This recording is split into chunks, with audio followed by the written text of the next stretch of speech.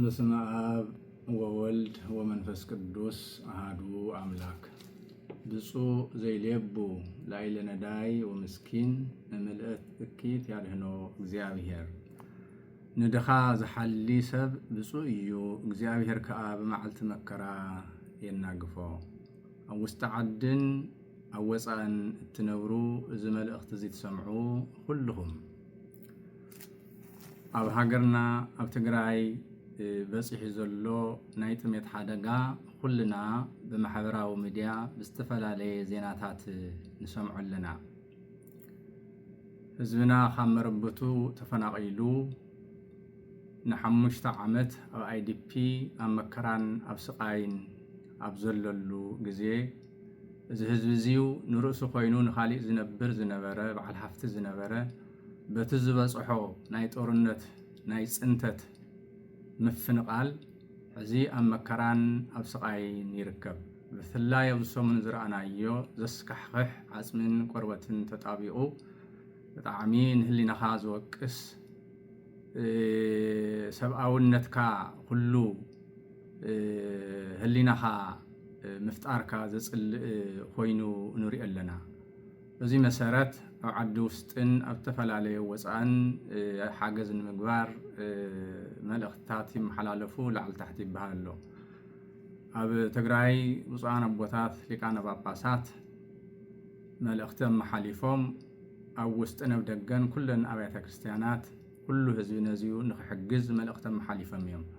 በዚ መሰረት ኣብ ወፃእ ንርከብ ኩልና እውን ነዚ ኣብ መከራ ናብ ስቃይን ዘሎ ህዝብና ሓገዝ ንምግባር ዝግጅት እናተገብረ በብኣብያተ ክርስቲያናቱ ሰበካ ጉባኤ ኩሎም ንዑ ዝምልከቶም እናተደራጀና ብፍላይ ደሞ ሰሙን እዚዩ ናይ ልደት ሰሙን ስለ ዝኾነን ዝመፅእ ንድለትን ነውፅኦ ድግስ ንዕኡ እንህቦ ውህብቶ ኩሉ ነዞም ወገነታትና ንዓኣቶም ንክበፅሕ ንክንገብር ብእግዚአብሔር ስም ሓደራ ንብል። ምክንያቱ ሃይማኖታዊና ሞራላዊ ግዴታ ኣለና ኩልና።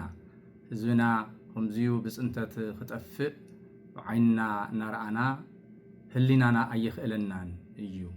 ስለ ዝኾነ በቢ ዘለኹሞ በቢ ኣብያተ ክርስቲያን ይኹን በቢ ናብዚ ናይ እርዳታ መሰባሰቢ ዘለዎ ኩልኹም በዚ ዓቕምኹም ንክትገብሩ በዚሁ ሓደራ ንብል። ልደት ከዓ ናይ ውህብቶ ስለ ዝኾነ ክርስቶስ እውን ንዓና ክብል ስለተዋሃበና ህፃን ተወልደነ ወልዲ ተውህበለነ ዝብል እሞ ንሕና እውን እቲ ንገብሮ ድግስ ቀኒስና እቲ ንለዋወጦ ውህብቶ ኩሉ ነዞም ኣብ መከራን ኣብ ስቃይን ዘሎ ህዝብና ንክኸውን ፃውዒትና በዚ ንቐርብ።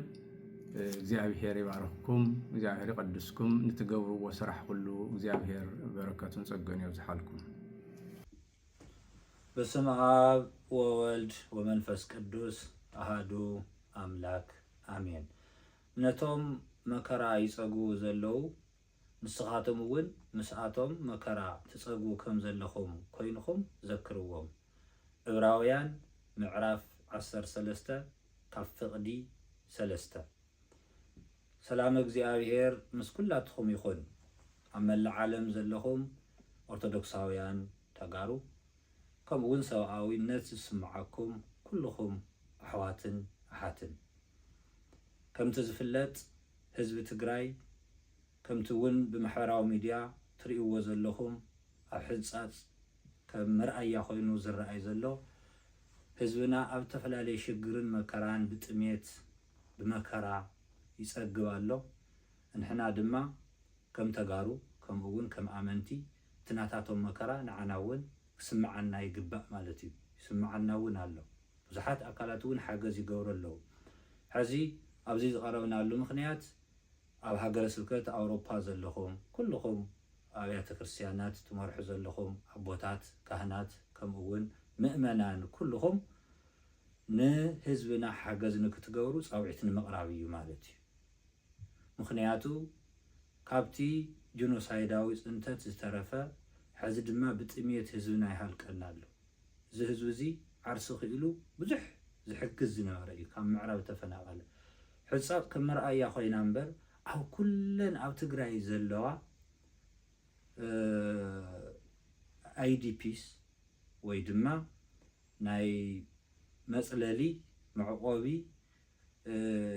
ካምፕታት ኩለን ብሙሉአን ከም ኣብ ፀገም ኣብ ሽግር እየን ዘለዋ ማለት እዩ ህዝብና ኣብ ሽግር ዘሎ ስለዚ ኣብ ዲያስፖራ ዘለኹም ኩልኹም ብፍላይ ድማ ሃገረ ስብከትና ኣውሮፓ ዘለኹም ብሃገረ ስብከትና እውን መምርሒ ወሪደሎሞ ኩልኹም ዓቕምኹም ዝፈቀዶ ንክትሕግዙ ጻውዒት ንምቕራብ እዩ ጽባሕ ዘመሓዋትናን ኣሓትናን ናብ ቦታኦም ናብ መረበቶም ተመሊሶም ንባዕሎም ኮይኖም ንሰውን ዝተርፉ ስለ ዝኾኑ እዚ ናይ መከራ ናይ ሽግር ግዜ ከም ተጋሩ ተጻዊርና ሓደ ኮይንና ክንሓልፍ ስለዝግባአና ክንሓልፎ ስለዝግባአና እዩ ማለት እዩ ሞ እግዚአብሔር አምላክ ሰናይ ዘመን ይምጻልና ሰላም እግዚአብሔር መስኮላትና ይሁን በስመ አብ ወወልድ ወመንፈስ ቅዱስ አሃዱ አምላክ አሜን።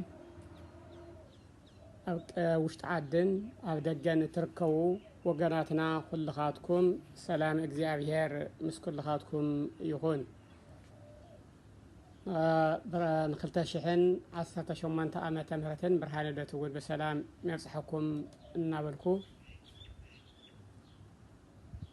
መኑ እንከ እምሉ ሰለስቱ ዘይከውኖ ቢጾ ለዘዘበጥዎ ፈያት ወይቤ ዘገብረ ምህረተ ለአይሌሁ ወይቤ ለኢየሱስ ሁርኬ አንተኒ ግበር ከማሁ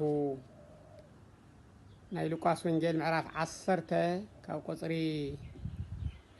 36 ዝርከብ ኃይለ ቃል እዩ ናብ ትግርኛና ክንመልሶ እንተለና ነቲ ኣብ ኢድ ከተርቲ ዝወደቀ ካብ ሰለስቲኦም ብጻይ ዝኾኖ መን ይመስለካ ንሱ ድማ እቲ ሰናይ ዝገበረሉ በሎ ኢየሱስ ከዓ እምበኣር ኪድሞ ንስኻ እውን ከምኡ ግበር ይብል ናይ ጎይታና ቃል እዩ። ክብር ምስጋና ንኣምላኽናን መድሓይናን ኢየሱስ ክርስቶስ ይኹን። መንፈሳውያን ደቅና ምእመናን ኣብ ወፃእን ኣብ ውሽጢ ዓድን እትነብሩ እዚ ሎማዓንቲ እዚ ናብዚ ዘብፀኒ ኣብ ሃገርና ኣብ አይዲፕ ዘለው ብፍላይ ኣብ ህፃፅን ኣብ ድንኳናትን ዘለው ወገናትና ኣብ ዓብይ ሽግርን ኣብ ኣፍሞትን ወዲቆም ስለ ዘለው ንዓኣታቶም ድምፂ ክንኮኖም እሞ ብትዝከኣለና እግዚአብሔር ብዝሃበና ንኽንሕግዞም ዝግባእ ምዃኑ ንጻውዒት እየመጽእ ዘለኹ እሞ እግዚአብሔር ሰናይ ነገር ንምግባር ጸጉኡ ይዓድለና። ሎሚ ጎይታ ኣብ ዓብይ ስግዓትን ኣብ ሞት ኣፍ ዘለው ወገናትና ስግኦም ምስ ዕጽምቶም ተጣቢቑን ዘለው መን ክበጽሐሎም ይግባእ ከምቲ ምሕረት ዝገበረ ንሕና ኣነ ንስኻትኩም ምሕረት ክንገብረሎም ዝግባእ ምዃኑ ዝነግር ስለ ዝኾነ ኩልና ክንሕግዝ ብስም ሃገረ ስብከት ሰሜን ምስራቅ አሜሪካን ብስም መንበረ ሰላማ ትግራይ ኦርቶዶክስ ተዋሕዶ ቤተ ክርስቲያን ቤተ ክህነትን ጻውዒት ክንገብረልና ጻውዒት እዚ ድማ ኩልና ብፍላይ ኣብ ወፃእ ዘለና ኣቦታት ኩልና ተመኻኺርናሉ ጸሊናሉ ዘቲናሉ ስለ ዝኾነ ኩልና ካብ ሞት ክነድሕኖም ወገናትና ኣቦታትና ኣዴታትናን ሓደራ ንብል ማለትስ ልደት እውን እንዳመፀ ግን ክሻዕ ልደት ዝጸንሑ ዶ ይጸንሑን ኩልና በቲ እግዚአብሔር ዝሃበና ጸጋን ብዝከኣልና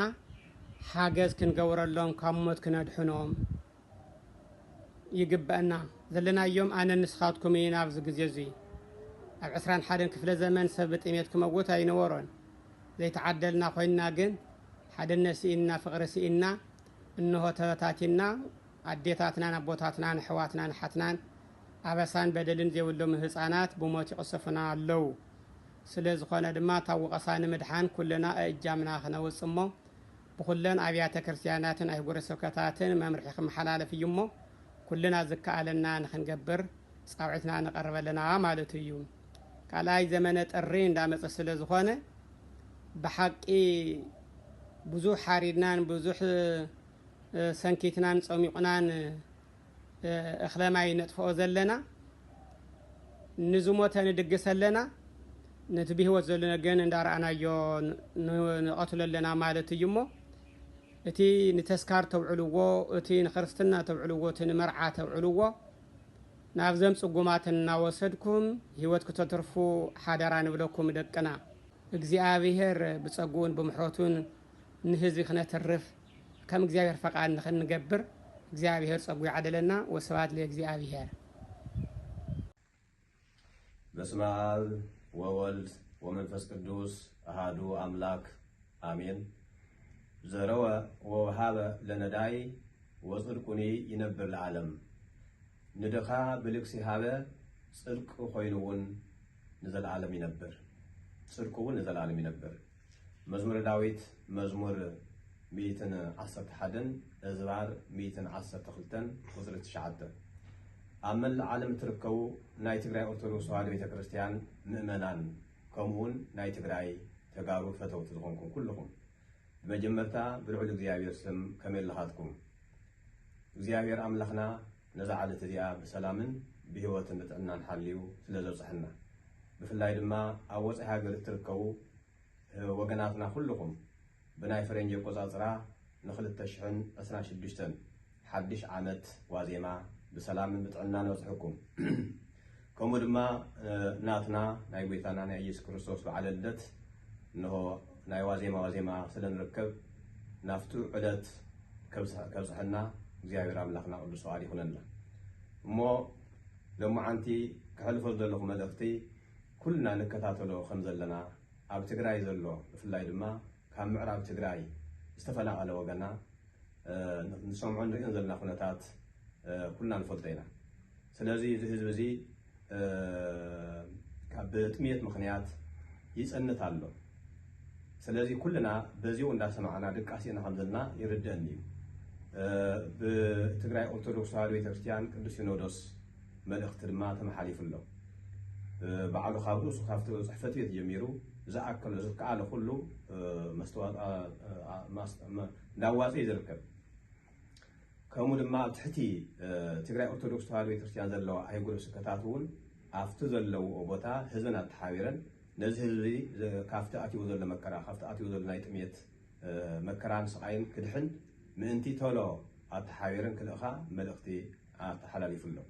ስለዚ በዚ መሰረት ኣብ ትሕቲ ሃገረ ስብከትና ዘለኽን ኣጥቢያ ቤተክርስትያናት ኩልኩም ምእመናን እንሆ ደብዳቤ ተፃሒፉ ተለኣይኩሉ በብደብሩ ነቲ ደብዳቤ ምላሽ ብምሃብ ቶሎ በብኮሚኒቲ እውን ገንዘብ ይዋፅእ ከም ዘሎ ሰማዕ ኣለኹ እየ። ስለዚ ብቤተክርስትያንና ይኹን ብኮሚኒቲ ይኹን ቶሎ ብኮሚኒቲ ይኹን ዝዋፅእ ዘሎ ቶሎ ተሓቢርና ኩልና ተነጋጊርና ናብዚ ህዝቢ እዚ ከነብፅሐሉ ይግባእ። እዚ ህዝቢ እዚ ከይጠፍአ ንሕና ክነብፅሐሉ ይግባእ። ኣብ ትሕቲ እግዚአብሔር ኣምላኽ ካልእ ሰብ የብሉ ካልእ ሓይሊ የብሉ። እቶም ሓይሊ ንሪኦም ኣለና ዝተኣኻኸበ ገንዘብ ኣብኡ ክበፅሕ ዘይከኣለ በብወትኡ ይሕደጉ ከም ዘለዉ ንርኢ ኣለና እሞ ንሕና ኣብ ደገ ዘለና ብፍላይ ዲያስፖራ ዘለና ህዝበ ክርስቲያን ኣብ ዓለም ዘለኹም ኩልኩም ኢደይ ኢድና ተባሂልና ከምታ ልማድና ከምታ ናይ ቅድሚ ሕጂ ትግበር ንብረት ልማድና ኩሎም እውን እዚ ህዝቢ እዚ ኣብ ቅድሚ እግዚአብሔር ከይንፍረድ በደል ከይኮነና እዚ ህዝቢ እዚ ክነድሕኖ ዓብዪ ሓላፍነት ስለ ዘለና ሓደራ ዘረወ ወወሃበ ለነዳይ ወጽድቁን ይነብር ለዓለም። ንሆ ንነዳይ ማለት ንዝተሸገረ ንፀመየ ንዝረሃበ ዝረደአ ዝሓገዘ ጽድቁ ንዘለዓለም ክነብር እዩ። እቲ ኣብዚኣ ንህባ ሳንቲም እዛ ኣብዚኣ ነውፍያ ገንዘብ ኣብ ቅድሚ እግዚአብሔር ክንረኽባ ኢና። መንግስተ ሰማያት ትእቱ ዋጋ እውን ስለ ዝኾነት ኩልኩም ተሓቢርኩም ህዝበ ክርስቲያንና ሓደራ እዚ ህዝቢ ክነድሕኖ ብስም እግዚአብሔር ሓደራ ይብል። እግዚአብሔር ኣምላኽና እዚ ህዝቢ እዚ ካብቲ ኣትይዎ ዘሎ መከራ ወፂኡ ናብ ቦትኡ ተመሊሱ ናብ ምዕራብ ትግራይ ተመሊሱ እንሆ ተዓንጊሉ ህይወቱ ብሰናይ ብሰላም ብፍቅሪ ኮይኑ ዝመርሐሉ ግዜን ሰዓትን ክበና ኸሪአና እግዚአብሔር ኣምላኽና ቅዱስ ፈቃድ ይኹነልና አሜን።